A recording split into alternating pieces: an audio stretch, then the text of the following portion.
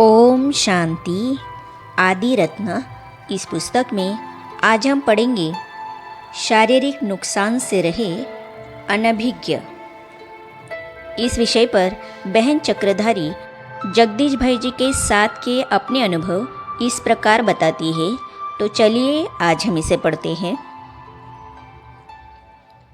बाबा ने संदेश में कहा कि उन्होंने शरीर का ध्यान नहीं रखा। वास्तव में डॉक्टर लोग यह तो कहते थे कि आपको रेस्ट करना चाहिए, पर यह नहीं बताते थे कि रेस्ट नहीं करेंगे तो इससे स्वास्थ्य में क्या क्या नुकसान होगा। भाई साहब यह भी कह रहे थे कि शारीरिक मेहनत से लीवर को क्या नुकसान होगा। डॉक्टर्स ने मुझे एक बार भी नहीं बताया, सिर्फ कह देते थे कि आपको ज़्यादा श्रम नहीं करना है।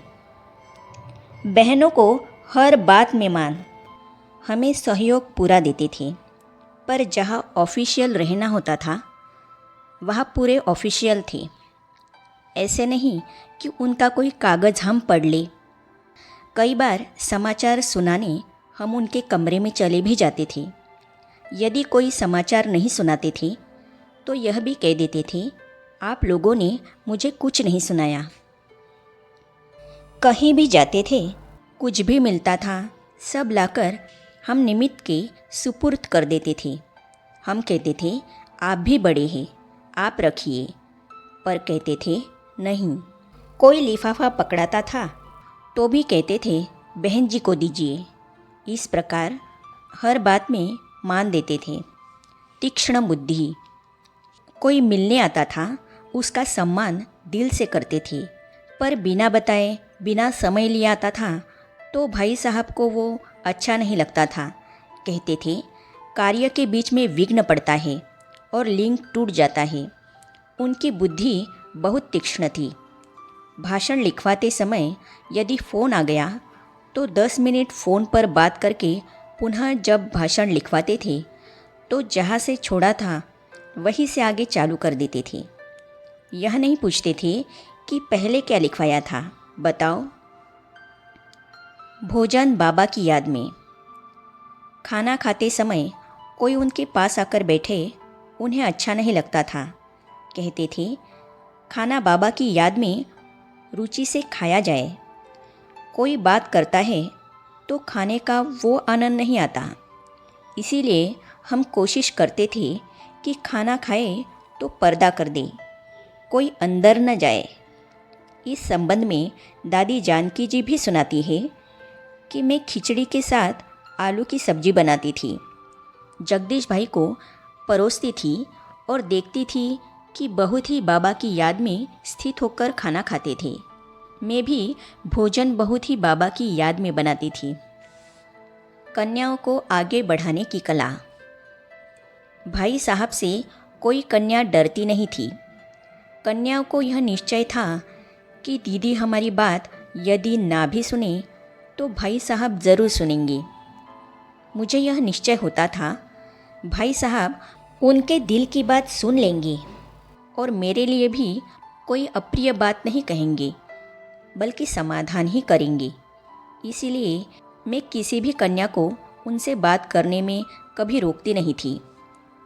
भाई साहब सबसे प्रश्न पूछते थे, वाणी पढ़कर सुनाने को कहते थे।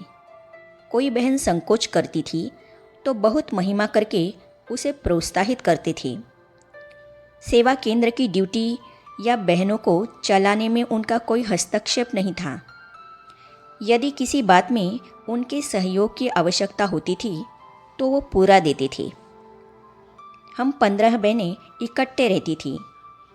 मान लो कोई बात हुई, किसी कारण से कोई थोड़ी नाराज़ हुई तो मैं कहती थी, रहने दो नाराज़, थोड़ी देर में आपे ठीक हो जाएगी। लेकिन भाई साहब को पता पड़ जाता था तो ज़रूर आते थे। किसी को पता नहीं पड़ने देते थे, पर बातों बातों में पूछते थे, आज वो कहाँ गई। हम कहते थे, लेटी है थोड़ी। फिर उसको कहते थे, उठो, सोने का समय नहीं है, नाश्ता किया या नहीं। हम कहते थे, नाश्ता नहीं किया। तो कहते थे, अरे प्रभु प्रसाद, भाग्य से प्राप्त प्रसाद, खाया नहीं, फिर किसी से नाश्ता मंगवाती। गिट्टियाँ तोड़ तोड़ थाली में रखती। मैं कहती, आप बिगाड़ रहे हो, नहीं खाया तो छोड़ दो, हमने कुछ कहा नहीं। फिर कहते थे, आओ बहन जी खिलाओ, एक गिट्टी खिलाओ। उनको यह भाव होता था कि संगम का समय बड़ा कीमती है, इसका यूं ही न चला जाए, इसीलिए स्नेह से उसके मन को ठीक कर देते थे। वे चाहते थे कि सभी बहनों को एक एक सेंटर की जिम्मेवारी मिल जाए, क्योंकि अब ये बड़ी हो गई है। तबीयत खराब होते भी मकान देखने जाते थे। कहते थे, मीटिंग में केवल इंचार्ज बहनें आती हैं, इनको 8-8, 10-10 साल सेंटर पर रहते हो गए, पर इंचार्ज नहीं बनी है तो मीटिंग का चांस नहीं मिलता, इसलिए सेंटर संभालेंगी तो बहुत कुछ सीखेंगी। हम बहनें आपस में प्यार से मिलकर बैठती थी तो उन्हें बड़ी खुशी होती थी। सुव्यवस्था पसंद, उन्हें हर चीज़ एक्यूरेट पसंद आती थी, कोई चीज़ अव्यवस्थित नहीं होनी चाहिए। यदि कोई मिलने वाला 5:30 बजे आने वाला होता था तो उन्हें होता था 5:15 बजे सब बत्तियाँ जल जाए, अगरबत्ती जल जाए और सब व्यवस्था ठीक हो। बाबा के घर में जो आए उसे लगे कि ये मेरा सम्मान हुआ। कोई 5:30 बजे कहकर 5 बजे आ जाए, वो भी उन्हें पसंद नहीं था। यदि कोई भाई साहब से ही स्पेशल मिलने वाला होता था और मानो 5:30 बजे का समय दिया तो वे तैयार होकर 5:25 पर नीचे आके बैठ जाते थे। अपने सारे काम रोककर वे उसके लिए टोली पानी का पूरा प्रबंध करके बैठते थे। इस प्रकार समय के बड़े पाबंद थे। फिर कोई लेट आता था तो उन्हें अच्छा नहीं लगता था। आगे हम पढ़ेंगे सिंपल और सैंपल। इस अपने अनुभव को बहन चक्रधारी जगदीश भाई जी के साथ के अपने अनमोल अनुभव को इस प्रकार बताती है। तो इन अनुभवों को हम पढ़ेंगे अगली कड़ी में।